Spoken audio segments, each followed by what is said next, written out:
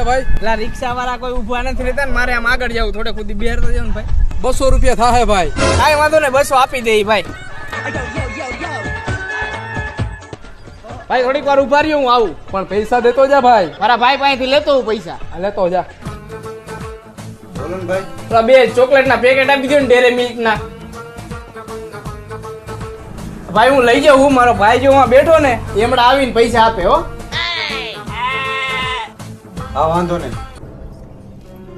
ભાઈ મારે ઘરે થોડું કામ એમ મહેમાન આવ્યા ચોકલેટ દેવા જવાનું બરોબર. પણ પૈસા મારા ભાઈ પાસે લઈ લેજો. કઈ નહીં હો. હા વાંધો નહીં. ભાઈ મારા પૈસા. ભાઈ તમારા ત્યાં 800 રૂપિયા. 800 રૂપિયા ને 200 રૂપિયા. તમે કોણ? હું એક્ટિવા વાળો. તો હું દુકાન વાળો. તો એ કોણ હતું?